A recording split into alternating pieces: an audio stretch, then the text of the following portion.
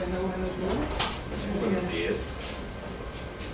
Mi nombre es Andrés Calderón y me vinculé hace 11 años a la universidad. En todo este lapso de tiempo hemos estado investigando sobre el uso de los videojuegos para la enseñanza o para reforzar contenido. Entonces, la inquietud inicialmente, nosotros implementamos la parte de los videojuegos en el curso del profesor Andrés López, que yo creo pues puede ser familiar a algunos de los que conozcan ingeniería industrial, departamento de ingeniería industrial, porque él tiene mucha inquietud alrededor de la implementación de las TICs para los procesos de enseñanza y aprendizaje. Inicialmente, la idea alrededor de la implementación de los videojuegos salió de dos fuentes. Primero, el pensamiento sistémico como ilustración de herramientas necesita de alguna manera un proceso más dinámico que la exposición del modelo, que la presentación del modelo en el tablero, incluso que la parte de los casos, que de alguna manera situaba al estudiante en un proceso real, pero quedaba faltando como la incorporación en tiempo real de todos estos elementos que supone, porque es una educación en términos de habilidades y de comprensiones de una manera no lineal.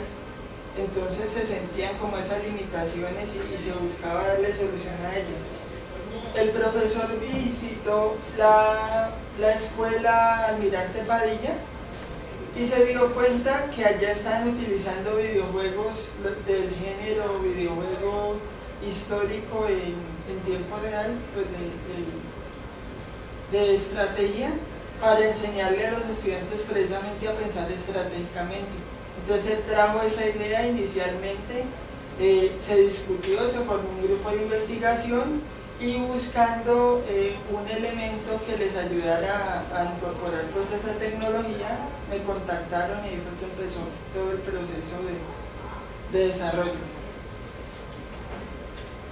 Entonces, el pensamiento sistémico, como habíamos dicho, hace referencia a los abordajes no lineales de problemas. Pretendemos formar a los ingenieros en habilidades que les den la capacidad de observar un problema de diferentes ángulos, de desmontarlo rápidamente en todos sus componentes, interpretar cuál puede ser el componente que esté fallando y a partir de ahí reconstruir el sistema y dar una solución más eficaz, más contundente. Es el producto. Podemos entender que el pensamiento sistémico no es un proceso, sino que es un producto. Es el producto de la habilidad de abordar los problemas mediante el uso de herramientas sistémicas específicas. Entonces, las herramientas sistémicas pueden definirse, y esto lo voy a explicar más adelante porque lo hicimos así, como una proporción variable de habilidades de innovación, espaciales, kinestésicas y lógico-matemáticas. Pensar desde la herramienta es verse expuesto a una situación de aprendizaje concreta en la que esa herramienta deba de ser aplicada. Ahora, cada herramienta puede definirse como una proporción variable de cada uno de estas habilidades. Y el hecho de que pueda definirse a partir de esa proporción variable facilita de alguna manera la observación del profesor hacia lo que los estudiantes están desplegando y la evaluación también, porque le dan una idea al estudiante a la hora de la retroalimentación de en qué componente se puede estar fallando y por qué una herramienta sistémica en particular no se está construyendo o se está construyendo. Bueno, entonces nosotros en términos en la presentación inicial habíamos visto que habíamos citado una herramienta adicional a la caverna de las ideas y a la cinta de los recuerdos. Nosotros, cuando le presentamos a los estudiantes de pensamiento sistémico el videojuego con el que vamos a trabajar, que es Age of Empires 3, no sé, bueno, probablemente no les sea muy familiar. Algunos de ustedes, no sé si alguno lo conoce. De nombre. Es un juego fundamentalmente violento. El juego es fundamentalmente violento. O sea, el juego es civilizaciones europeas del siglo XVI peleando por la hegemonía en el continente americano.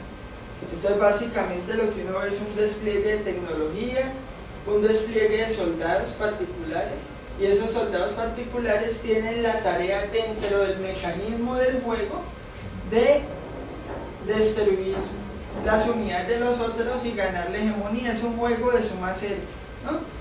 Nosotros nos dimos cuenta a lo largo pues de la experimentación que 11 años es un proceso largo para descubrir efectivamente qué los estudiantes aprenden, en qué mensaje puede estar dando realmente el juego. Nos dimos cuenta que los estudiantes no estaban aprendiendo pensamiento sistémico utilizando el juego con violencia.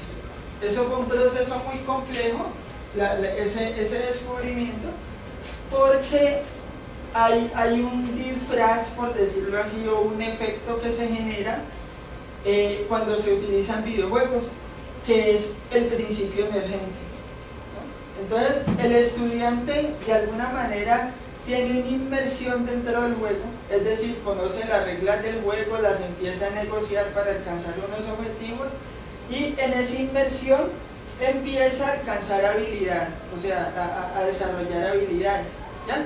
Esas habilidades de alguna manera son fáciles de testimoniar en términos del concepto clave del pensamiento sistémico, que es principio emergente. Pero el principio emergente, es decir, la suma de A y B, por lo menos si tengo A y B, la suma de estos elementos suele definirse como un producto más complejo que estas dos determinantes si se consideraran individualmente. A eso me refiero con principio emergente.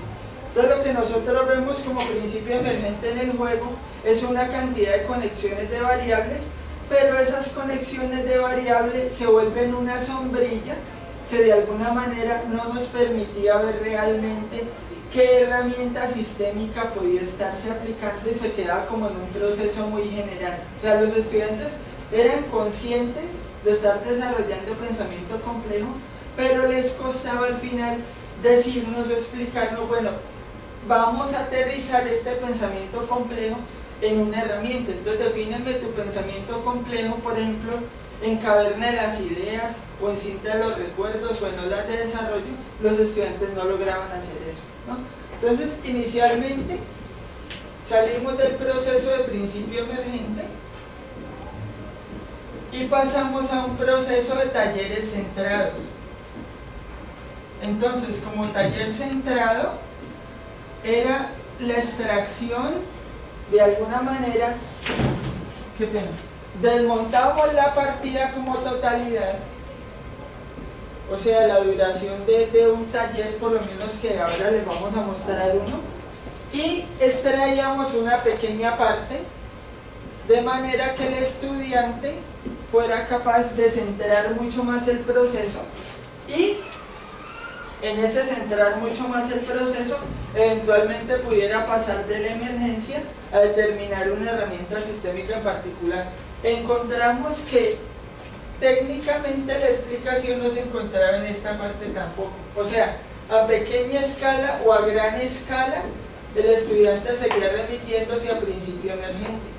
Entonces, la tercera solución, que es la solución de la que estamos hablando aquí, fue aplicar a la parte de las inteligencias o a la parte de las habilidades. Esto significa que sacamos el marco de interpretación de la pantalla y empezamos a centrarlo más en lo que el estudiante tenía que hacer para resolver el taller.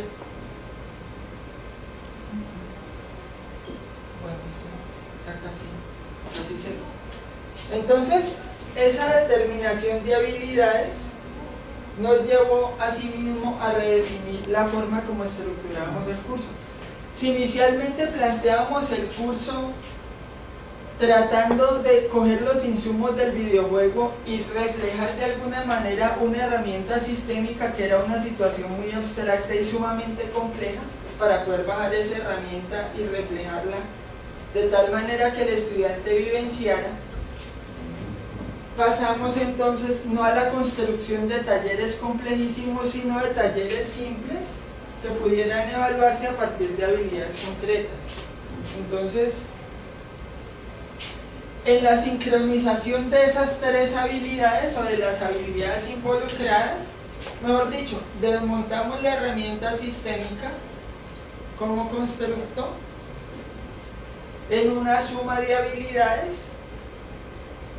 Esas habilidades le son expuestas al estudiante antes de empezar el taller, y la sucesión de talleres reforzando esas habilidades va presentando una complejidad creciente, siempre acumulativa, es decir, el taller 1 presenta la base, familiariza como con el elemento más complejo, y el elemento más complejo, que lo vamos a mirar ahora, es la habilidad espacial. Una vez están familiarizados con la habilidad espacial, pasamos a un taller que incorpora la habilidad espacial y suele empezar a desarrollar habilidades de alguna manera menores, más estables, y progresivamente vamos llegando a núcleos de complejidad donde siempre los elementos de la evaluación previa se manifiestan. Es decir, el estudiante resolviendo el taller 1 está preparando la evaluación del taller 2, resolviendo el taller 2 el del 3 y resolviendo el taller 3 el del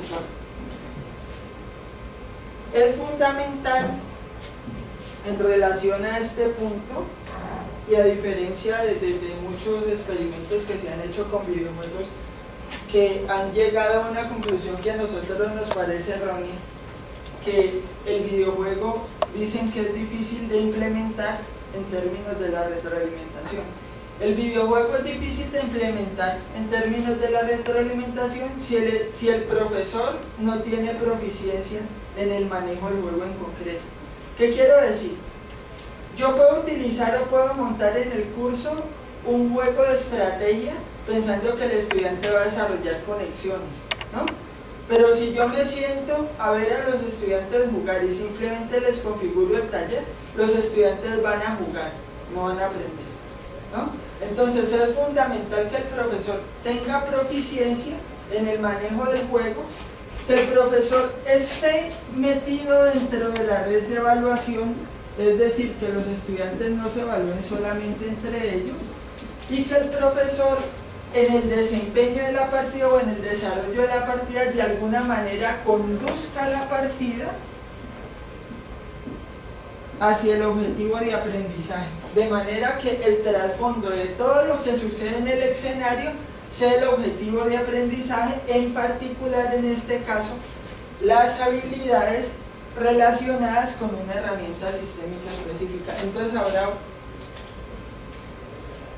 bueno, entonces vamos a hablar de las habilidades visibles en la pantalla. Para muchos, cuando nos sentamos por primera vez a ver a un estudiante jugar, es un misterio, ¿ya?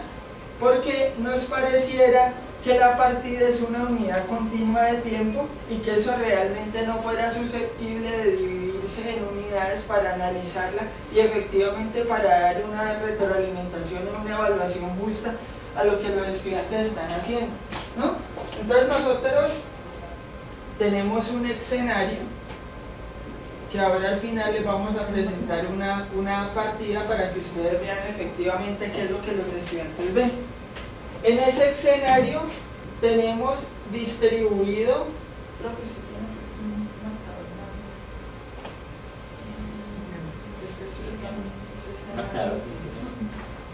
bueno, entonces en ese escenario están distribuidos de manera aleatoria recursos abundantes y recursos escasos. Como recursos abundantes hacemos referencia a toda la materia prima que los estudiantes pueden recoger sin necesidad de competir con otros. Es decir, hay árboles distribuidos aleatoriamente, hay animales para cazar distribuidos aleatoriamente. Los estudiantes tienen muy poca posibilidad de encontrarse con un adversario, con un competidor a la hora de gestionar esa materia prima. Esta inicialmente es la que llamamos la lógico-matemática. Entonces la lógico-matemática, ¿qué hace referencia? Todo proceso de gestión, todo proceso, mejor dicho, todo objetivo que se le plantea al estudiante tiene un costo. Y el costo o la inversión es un factor preciso, es un elemento preciso. O sea, nosotros le decimos al estudiante, por ejemplo, usted tiene que hacer un puesto comercial. Y el puesto comercial le cuesta 250 unidades de madera.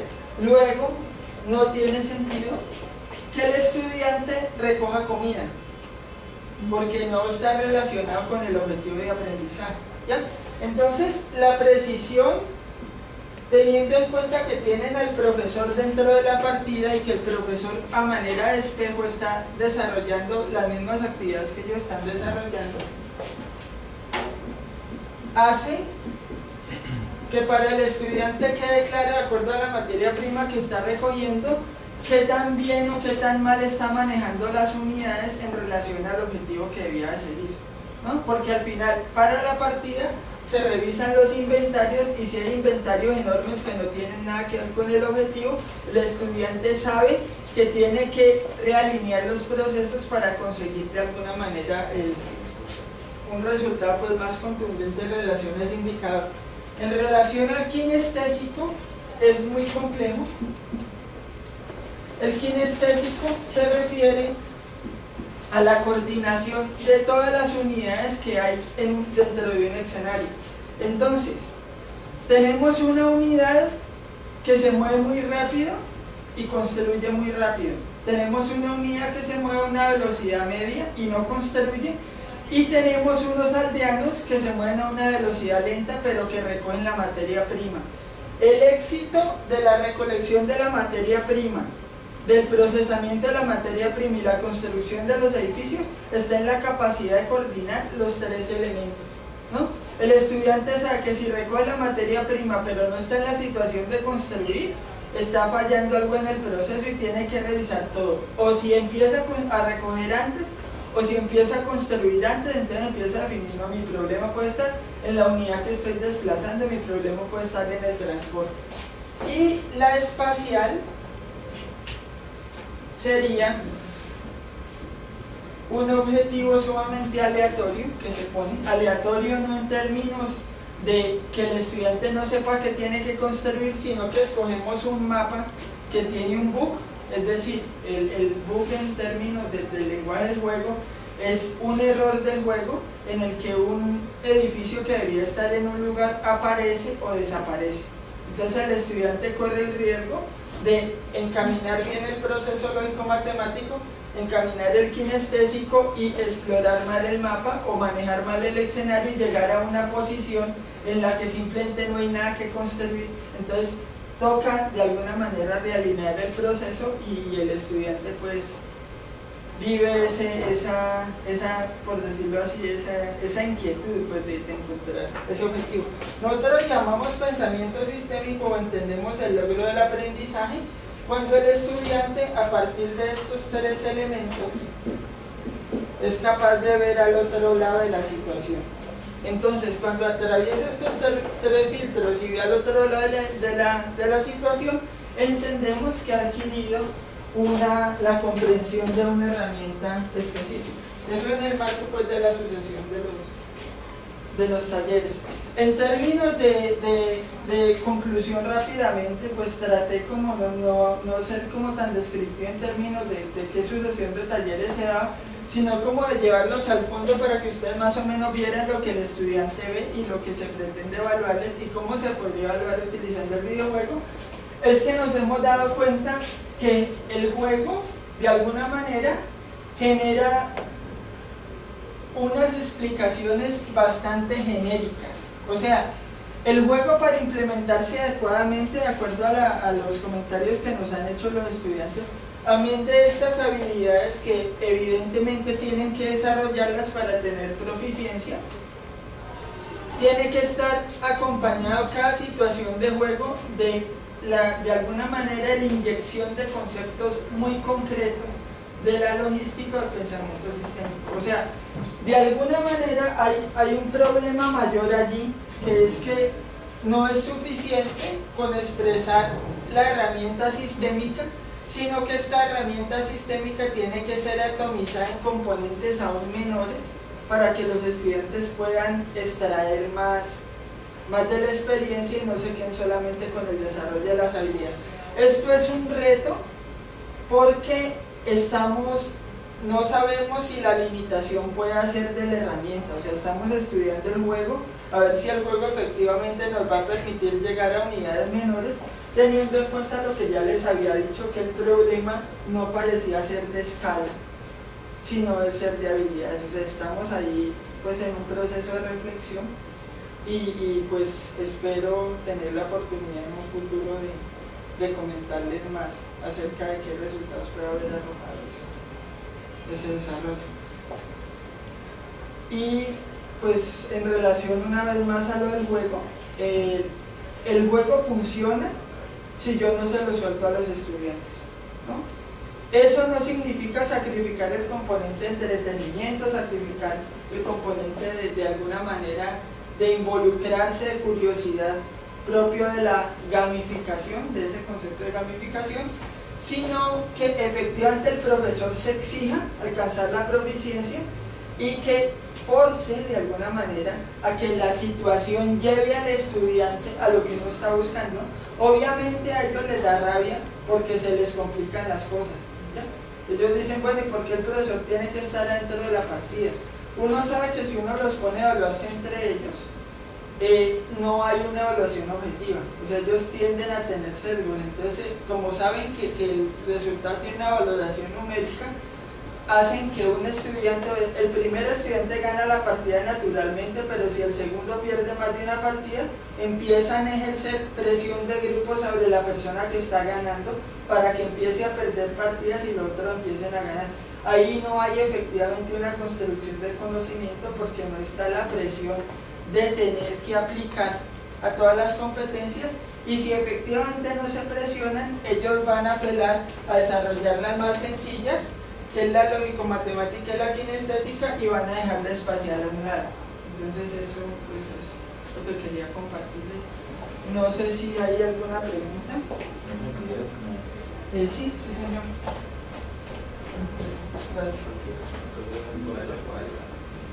Esto es lo que ve un estudiante en una pantalla, o sea, a lo que un estudiante se enfrenta. Ese es el centro del cual arranca y esas son las unidades que son los aldeanos. Él tiene abajo de referente un minimapa que es como una síntesis que facilita la operación. Entonces lo que vemos ahí alrededor del centro urbano, lo que vemos ahora alrededor del centro urbano son unos envíos inicialmente. Ahí se quedaron los aldeanos trabajando y la unidad que salió a correr, que es la unidad con la que el estudiante está explorando el mapa en ese momento para encontrar esas posiciones que son las posiciones fijas, es la unidad que les había dicho que se llamaba el explorador, que es una unidad que construye, no recoge materia prima y es muy rápida, es decir, es dependiente de los aldeanos. El indicador real del protocolo del desempeño del estudiante es esta flecha que está encima del nombre, bueno, que están un poco borrosos. Esta flecha que está encima del nombre es la cantidad de puestos comerciales o de locaciones fijas, es decir, de habilidad espacial que se está desarrollando, señora.